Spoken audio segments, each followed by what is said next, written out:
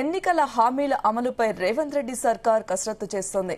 ఇందిరమ్మ ఇండ్ల పంపిణీపై కూడా ప్రత్యేకంగా ఫోకస్ పెట్టింది రేవంత్ సర్కార్. ఇంటి స్థలం ఉన్న పేద కుటుంబాలకు ఇళ్ల నిర్మాణం నిమిత్తం 5 లక్షల రూపాయల ప్రభుత్వం ఇవ్వనుంది. అయితే దీనికి ఎవరెవరు అర్హులు అన్న విషయంపై గైడ్ లైన్స్ కూడా రిలీజ్ చేశారు. ఈ ఇందిరమ్మ ఇల్లు మహిళల పేరు మీద మాత్రమే వస్తుంది. తెల్ల రేషన్ కార్డు ఉన్న కుటుంబాలే ఈ పథకానికి అర్హులని ప్రభుత్వం ప్రకటించింది. కాగా ఇందిరమ్మ ఇళ్లకు ప్రభుత్వం మార్గదర్శకాలు సిద్ధం చేస్తున్నట్లు తెలుస్తోంది. తొలి విడతలో వాటిని రాష్ట్ర వ్యాప్తంగా డ్రా పద్ధతిలో లబ్ధిదారులను ఎంపిక చేయనున్నట్లు సమాచారం.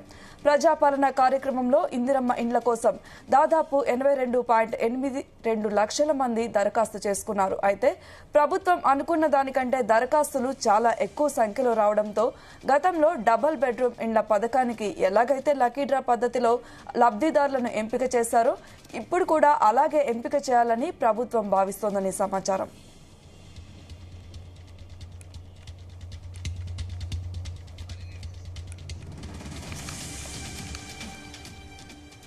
ఇక ఇదే అంశంపై మరిన్ని వివరాలు మా ప్రతినిధి శ్రీచరణ్ అందిస్తారు. శ్రీచరణ్, ఇందిరమ్మ ఇండ్ల పంపిణీపై కూడా ప్రత్యేక ఫోకస్ పెట్టింది ఇప్పుడు రేవంత్ రెడ్డి ప్రభుత్వం. పూర్తి డీటెయిల్స్ ఏంటి? సొంత ఇల్లు కట్టుకుంటే 5 లక్షల రూపాయలు సహాయం చేస్తామని గతంలో కూడా ముఖ్యమంత్రి రేవంత్ రెడ్డి ప్రామిస్ చేశారు. భద్రాచలం వేదికగా కూడా ఈ ఇందిరమ్మ ఇండ్ల పథకం అనేది ముఖ్యమంత్రి రేవంత్ రెడ్డి ఎన్నికల ముందు కూడా మార్చి 11వ తేదీన ప్రారంభించారు.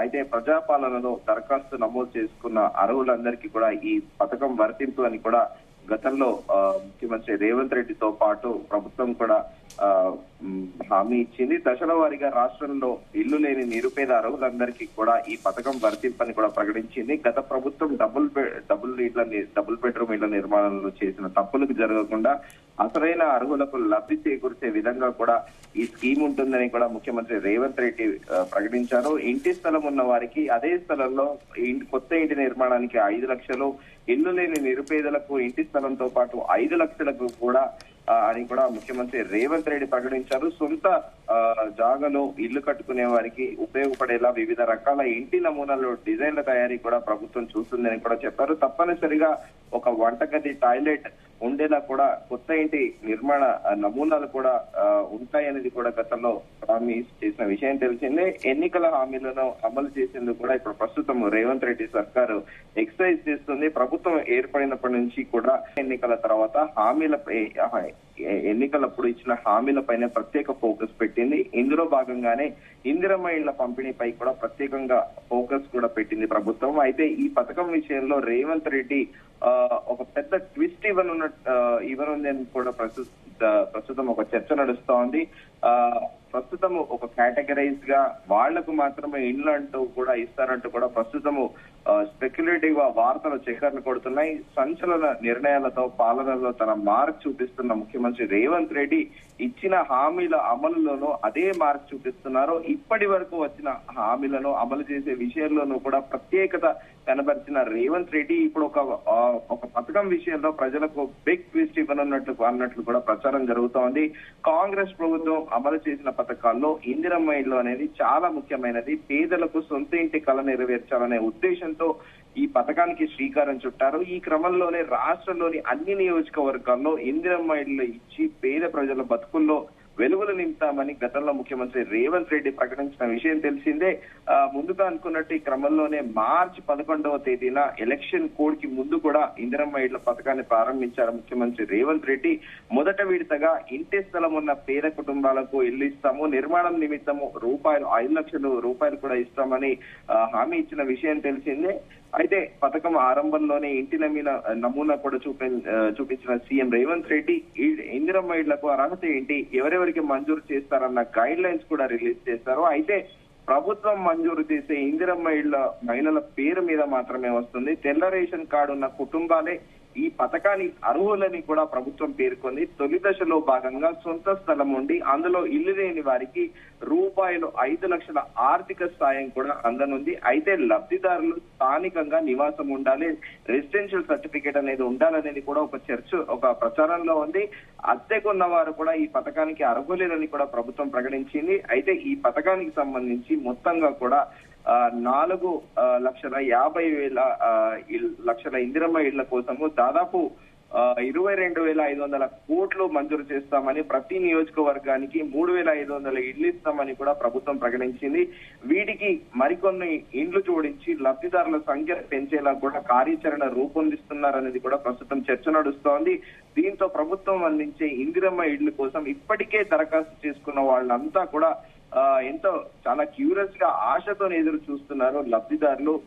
ఈ క్రమంలోనే ముఖ్యమంత్రి రేవంత్ రెడ్డి గవర్నమెంట్ కూడా ఒక గుడ్ న్యూస్ వినిపించింది. ఇళ్ల నిర్మాణంపై అధికారులు మార్గదర్శకాలు సిద్ధం చేస్తున్నట్లు కూడా, ఒక గైడ్ లైన్స్ ఫ్రేమ్ చేస్తున్నట్లు కూడా తెలిపింది. ఈ నేపథ్యంలో శ్రీచరణ్ అయితే రిలీజ్ చేసిన గైడ్ లైన్స్ ప్రకారం దీనికి ఎవరెవరు అర్హులవుతారు? తొలి విడత ఇవ్వబోతున్న ఇందిరమ్మ ఇళ్ల కోసం డ్రా పద్ధతిలో లబ్ధిదారులను ఎంపిక చేయబోతున్నట్లు కూడా ప్రస్తుతం ఒక చర్చ నడుస్తోంది. ఈ పథకానికి సంబంధించి ఇతర రాష్ట్రాల అమలు తీరును పరిశీలిస్తున్న రేవంత్ సర్కార్ చివరకు ఈ నిర్ణయం కూడా తీసుకుంటుంది అని కూడా తెలుస్తోంది. ప్రజాపాలన కార్యక్రమంలో ఇందిరమ్మ ఇళ్ల కోసము దాదాపు 82,82,000 మంది దరఖాస్తు చేసుకున్నారు. అయితే ప్రభుత్వం అనుకున్న దానికంటే దరఖాస్తులు ఎక్కువ సంఖ్యలో రావడంతో గతంలో డబుల్ బెడ్రూమ్ ఇళ్ల పథకానికి ఎలాగైతే లక్కీ డ్రా పద్ధతిలో లబ్ధిదారులను ఎంపిక చేశారో ఇప్పుడు కూడా అలాగే ఎంపిక చేయాలని ప్రభుత్వం భావిస్తుంది అనేది కూడా ప్రస్తుతం చర్చ నడుస్తోంది. ఇలా అయితే పథకం అమల్లో ఎలాంటి ఇబ్బంది రాదని, ప్రజల నుంచి కూడా ఎలాంటి వ్యతిరేకత రాదని కూడా ప్రస్తుతం గవర్నమెంట్ భావిస్తున్నట్లు కూడా తెలుస్తోంది. కాకపోతే 82,82,000 మందికి ఎట్ ఏ టైం ఇల్లు ఇవ్వడం అనేది కూడా అది అసాధ్యము. ఎందుకంటే గవర్నమెంట్ పైన కూడా చాలా వ్యయభారం పడుతుంది. సో డ్రా పద్ధతి అనేది విడతల వారీగా కూడా డ్రా పద్ధతిని ఎంచుకుంటే మంచిదనేది కూడా ముఖ్యమంత్రి రేవంత్ రెడ్డికి ఫైనాన్షియల్ ఎక్స్పర్ట్ సూచించినట్టు కూడా తెలుస్తోంది. శ్రీచరణ్ అయితే ప్రజాపాలన కార్యక్రమంలో ఇందిరమ్మ ఇండ్ల పథకం కోసం దాదాపు 82.82 లక్షల మంది అప్లై చేసుకున్నారు. కానీ లక్కీ డ్రా పద్ధతిలో లబ్ధిదారులను ఎంపిక చేస్తే మిగిలిన వాళ్ళ పరిస్థితి ఏంటి? అదే దానిలోనే అదే చర్చించుకుంటున్నాము మనము. దశల వారీగా కూడా అంటే ఫస్ట్ ఫేజ్ లో లక్కీ డ్రాలో, అలాగే సెకండ్ ఫేజ్ లో ఇలా విడతల వారీగా కూడా లబ్ధిదారులందరికీ కూడా దీనికి కూడా ఒక గైడ్ లైన్స్ ఫ్రేమ్ చేశారు. స్థానికంగా ఉండాలి, వైట్ రేషన్ కార్డు ఉండాలి అనేది కూడా చెప్పారు. 82 లక్షల మంది, 82,000 మందిలో అందరికీ కూడా వైట్ రేషన్ కార్డు ఉండాలన్న గ్యారంటీ కూడా లేదు. దాంట్లో బిలో పావర్టీలో ఉన్న వాళ్ళు ఉంటారు.